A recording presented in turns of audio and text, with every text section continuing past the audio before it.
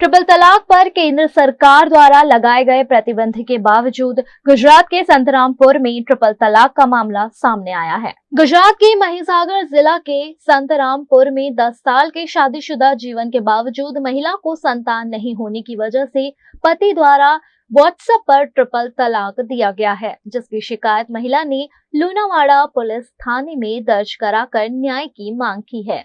મારા લગ્ન 9 વર્ષ થયા છે। મને મારા 9 વર્ષ પછી માનસિક અને શારીરિક ત્રાસ આપીને મારા હસબન્ડે મને તલાક આપી દીધા છે।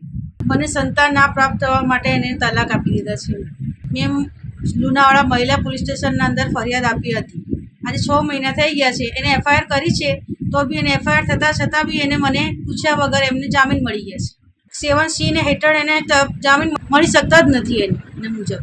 મારે પૂછે મને મેજિસ્ટ્રેટ મને પૂછે પછી હું કઈ કરશું કે પછી એને મળી શકે જામીન। મેં દૂર દૂર તક બધે રજૂઆતો કરી છે અને રાષ્ટ્રપતિ સાથે સામે આપીને ઈચ્છા મૃત્યુની માંગ કરી છે, મેં अपील કરી છે।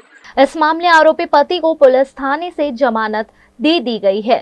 इस मामले महिसागर के उप जिला पुलिस अधीक्षक ने जांच के आदेश दिए हैं। लूणावाड़ा महिला पुलिस स्टेशन में एक अर्जी आई थी, उसके रिगार्डिंग एक महिला ने अपने एक्स हस्बैंड के खिलाफ ट्रिपल तलाक का अर्जी की थी। उसके बाद पुलिस ने इन्वेस्टिगेशन की और एफआईआर दर्ज की है और एफआईआर दर्ज करने के बाद अभी इन्वेस्टिगेशन चालू है। अकॉर्डिंग टू ट्रिपल तलाक एक्ट जो ये पुलिस के पास पावर्स नहीं है जामीन देने के और मजिस्ट्रेट के पास जाना पड़ता है एंड जो फरियादी है जो महिला है उनको सुनने के बाद मजिस्ट्रेट जामीन देते हैं।